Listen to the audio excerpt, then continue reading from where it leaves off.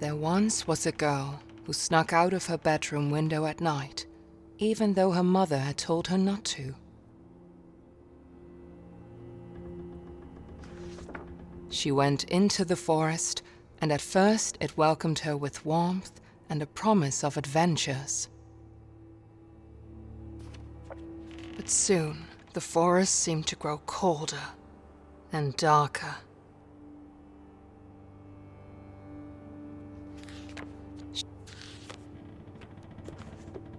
The girl was afraid, and she wanted to go home. But Bramble crawled around her arms and legs, and she could not get away. And the girl was never seen again.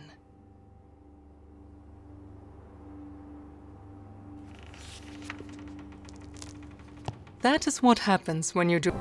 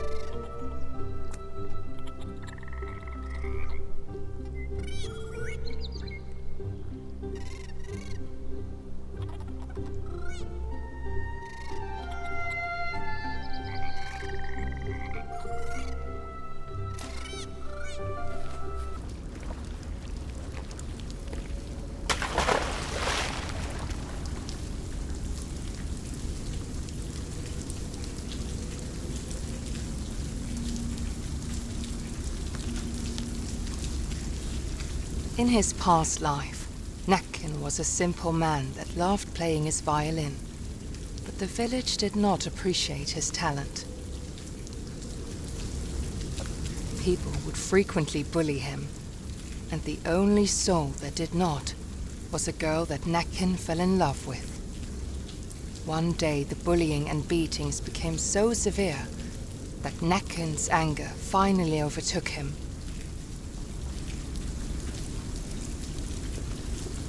he marched into the village, playing forbidden melodies that made everyone dance, until their flesh and bone got worn down.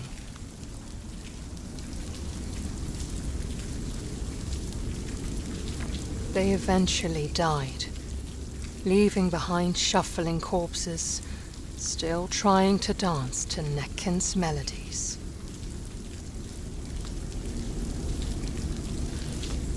His love was not spared death either. Devastated, Neckin left the town and lived by the lake, drowning in his sorrow, where he still lures people with his deadly music.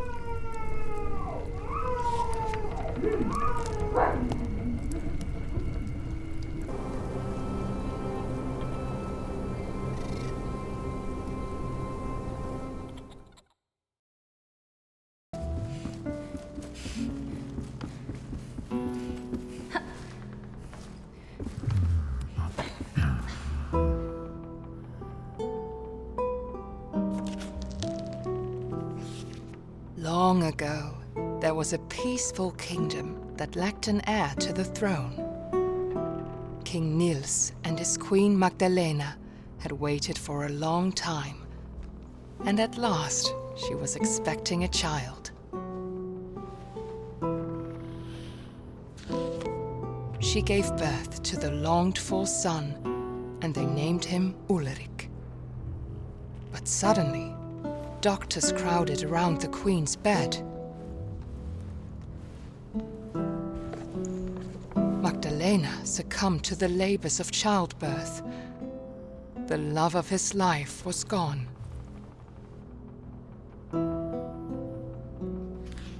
Weighed down by sorrow, King Niels approached his autumn. Meanwhile, Ulrich grew into a young boy full of life.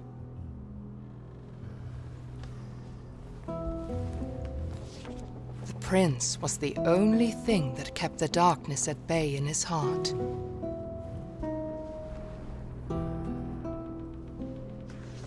One day, Prince Ulrich fell ill. The doctors tried everything, but he grew weaker and weaker. They told King Niels about a mythical flower that witches were rumored to use to heal any illness.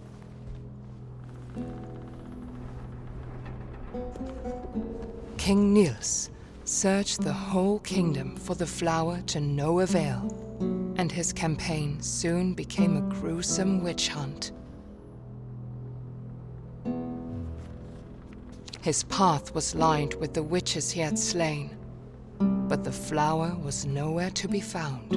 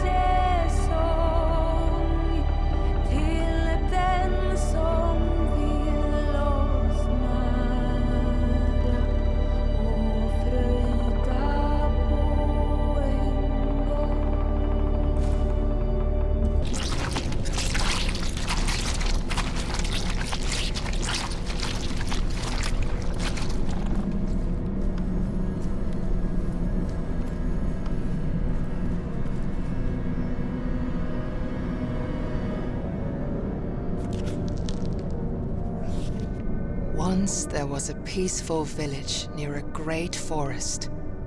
One night, people began to see a beautiful woman with long, dark hair lurking in the shadows during the full moon.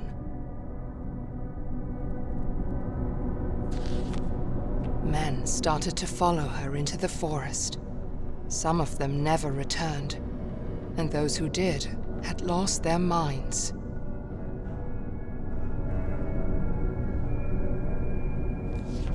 Eventually, the villagers had enough.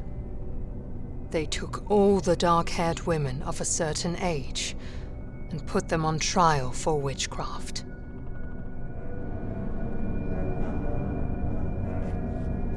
They started to execute them, hoping to find the right one.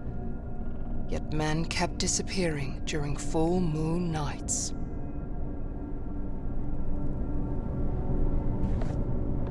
The villagers grew more and more desperate and burned down a large area of the forest in the hope of finding this strange, beautiful woman, but to no avail.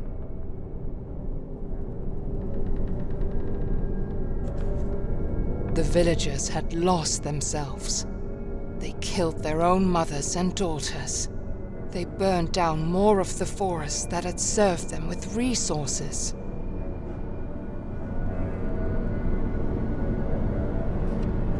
Then one night, when the moon shone at its brightest, 5 brave men took matters into their own hands.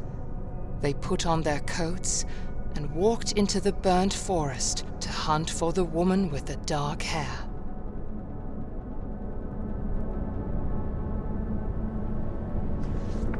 After a time, they saw the beautiful woman standing in a clearing. The men were instantly enchanted and followed her deep into the forest's heart.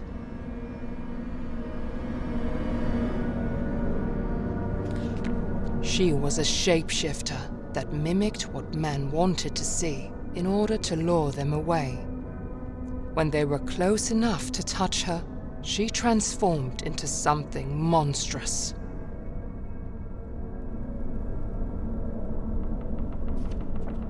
She ripped their chests open, hung them up in the trees, and drew strange powers from their still beating hearts. And no one would ever see them again.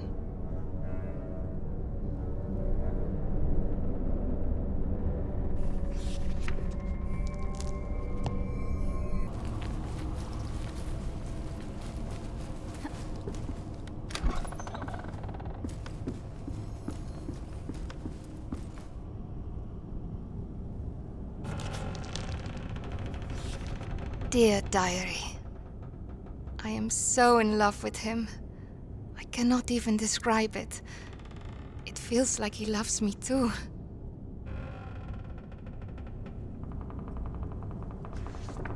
Our village still tries to heal its wounds from the dark days, but at least me and my love survived and have each other.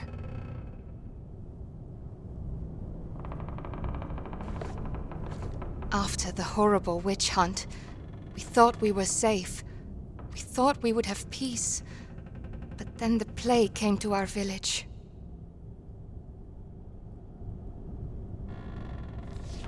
Feels like the plague is some kind of punishment for our sins. Maybe we deserve this.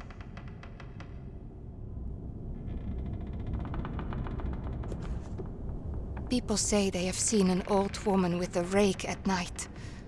Every house she passes, people inside get sick. I hope she does not come to my house.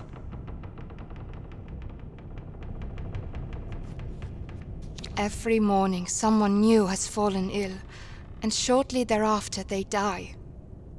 We do not even dare to give them a proper funeral.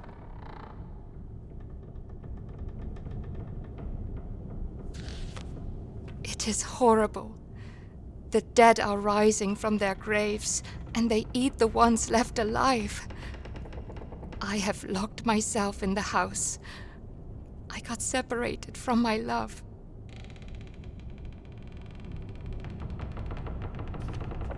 I wish I could be with him. I hope I can meet him in the next life. I'm out of food, and the dead are right outside my door. I miss him so much.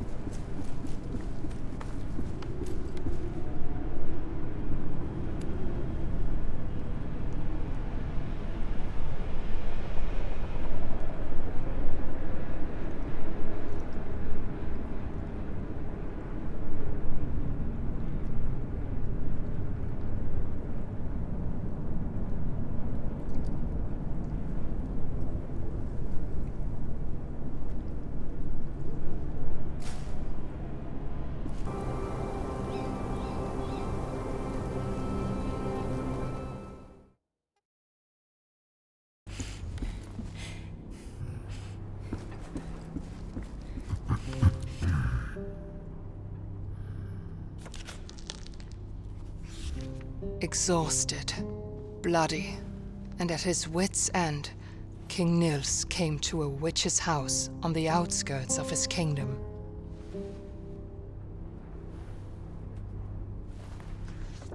He fell to his knees, begging the witch to help cure his son, and she agreed. The witch explained that the flower held tremendous power that could only very carefully be used for good.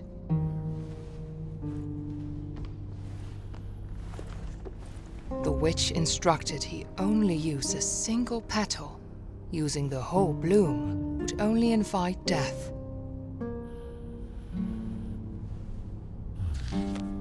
Ulrich began to recover, but discontent at the royal line had grown in the kingdom following King Nils' bloody campaign.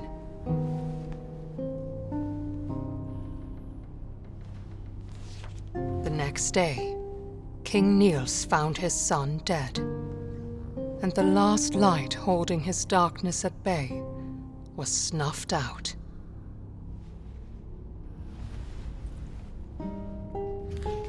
Heartbroken, King Nils turned to the bloom which had promised life, and instead saw it as an escape from his suffering.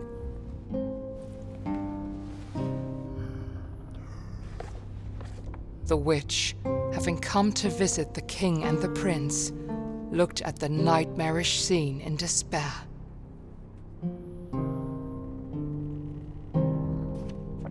She raised a mountain on top of King Nils and shackled him using the same bramble that he let loose upon the kingdom.